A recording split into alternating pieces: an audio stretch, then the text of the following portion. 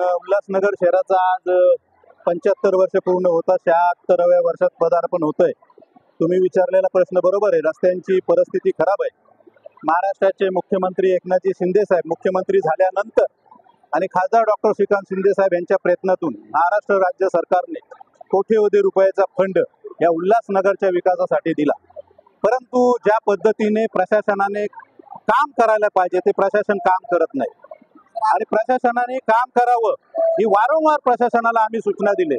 आज MMRDच्या 7 रस्त्यांची कामं सुरू आहेत. MMRDच्या रस्त्यांची परिस्थिती दुरावस्था आहे. ठेकेदार काम करत नाही. MMRDकडे बैठक झाल्यानंतर कारवाई करतो सांगितलं.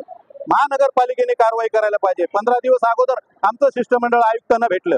आयुक्तांनी अतिरिक्त आयुक्तांना आमची भेट घालून दिली. आयुक्त कुठे बाहेर गेले होते. ठीक आहे, आम्ही त्यांच्याबरोबर चर्चा केली. आम्हाला सांगण्यात आलं की 15 दिवसांनी पुन्हा आपण बैठक घेऊ. 15 दिवसांनी बैठक घेऊ. अजून बैठक झालेली नाही.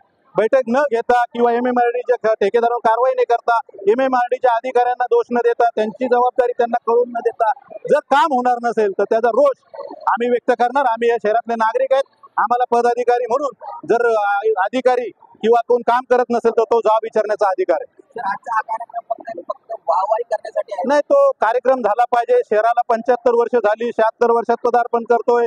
शहराचं नाव चांगलं व्हावं ही सर्वांची इच्छा आहे. त्याप्रमाणे कार्यक्रम घेतले पाहिजेत. कारण शहराचे हे कार्यक्रम असे घेतल्यानंतर मेसेज जातो. तो महापालिकेने त्यांचं काम केलं, त्यांच्या कार्यक्रम घेतले, ते अशी कार्यक्रम करतायत.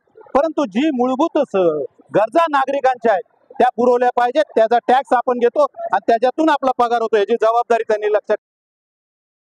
कोणार्क, अपना शहर अपनी बातें.